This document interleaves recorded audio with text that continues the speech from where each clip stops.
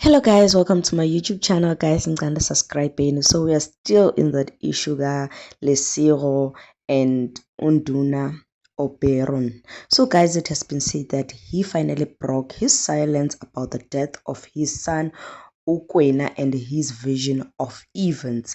Remember guys, in the last upload I told you about how Lesiro went on social media expose Ndhuna about everything that was going on and the fact that he denied him access to bury their own son. So Ndhuna says that on the 33 October 2024, Ndhuna received a call from two helpers while he was in Sandton making his way to Rosebank. He went on to say that the helpers informed him that his son koana has fallen into a pool and is struggling to breathe. So Ndhuna says that he immediately called 911, midstream paramedics, and quickly made a U-turn back to the house. On his way back, he says that he immediately called the mother of their son, which is Lesiro, informing her of the incident, and her response was she's on her way to Limpopo to discuss the estate of her late grandmother with her family and asked to be kept posted. But guys, after 20 minutes, and Ndhuna says that he arrived at the house and found the paramedics already at the scene and resuscitating their son koana in the bedroom with the security of the estate being present.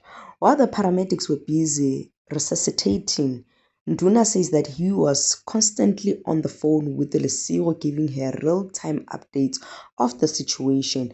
So he says that 45 minutes later, their son koana was declared dead by the paramedics, therefore handed the phone over to the attending paramedic so that they can break the news to Lesiro, as he wasn't in any condition to speak at that point.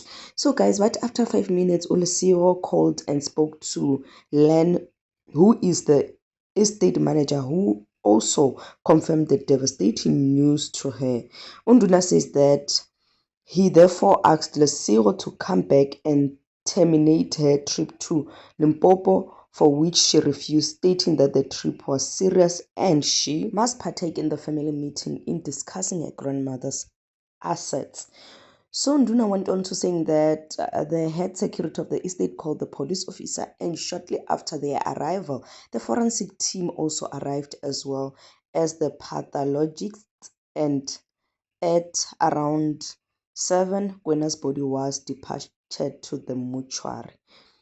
But the police officer advised him to head to the Oliphantfontein police station the following morning to obtain a case number and then head to Germiston to identify his son's body before 3:30. Ndhuna says all of this information was being communicated to their mother's son, Lesiro. So guys, it has been said that on the 24th October, Ndhuna says that he headed to Oliphantfontein police station accompanied by his father, uncle, and his two brothers to obtain the case number, and Lesiro had agreed to this arrangement. While at the police station, the attending officer advised them that they were gonna need the child's birth certificate when identifying his body at Jameson. So he went on to saying that he didn't have the birth certificate with him, so the officer called Lesiro to bring along the child's birth certificate to the mortuary for identification purpose. Ndhuna says it was at this point when Lesiro decided she wasn't going to participate, who's still in Limpopo. Lesiro informed the police that Ndhuna can use the custody documents and a copy of birth certificate to apply for a reprint at Home Affairs.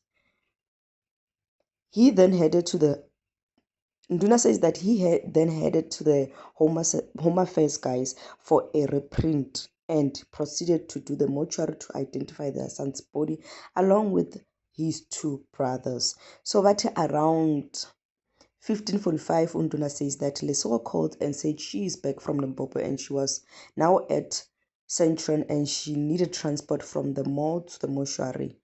Ndhuna says he informed Lesego that the identification process has been completed while she initially refused to participate, and detail left was to arrange their son's funeral.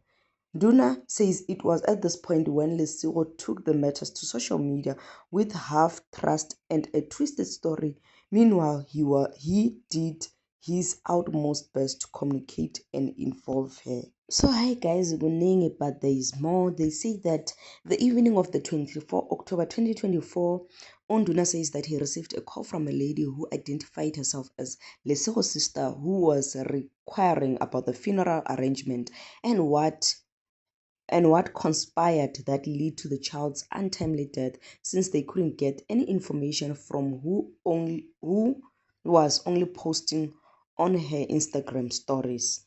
But on the 25th October 2024, around 12, Ndhuna says that Lesego called asking what time will Gwena be arriving at Nduna's house from the mortuary, so that herself and the family can see the body and be part of the funeral proceeding. Ndhuna says that he therefore told Lesego to be by his house as well as their family around 2 for the private viewing of the body. At 1 o'clock, Ndhuna says that he received a call from the police station saying that Lesuo would like to come to the funeral but needed confirmation that she would be allowed. Ndhuna says he informed the officer telephonically that Lesuo was allowed to come and they had already spoken about this as parents. He went on to saying that to Nduna's surprise, guys, Lesuo did not show up at the house to see her son and also didn't show up at the funeral site. The funeral therefore proceeded without her and her involvement. Ndhuna says that he would like to confirm that the funeral was done lawfully with all the required documents in place, including the death certificate and a burial order. The latest update, guys, is that on the 26th October 2024, Ndhuna says 3 officers assigned for the inquest came to his house to take separate statements from himself and the helpers who were present at the house at the time of the incident. So guys, people on Twitter kept on asking the same question, Uguti, like, why was the funeral around 2 p.m. and why was the mother not involved? So guys, but there are two sides of story in whatever incident or matter that will be happening, but people are busy questioning what exactly is happening. We are one. But anyway, guys, please do comment below and let me know what you have to say about this. And please, guys, if you haven't subscribed, please do me the honor and do subscribe to my YouTube channel. Thank you.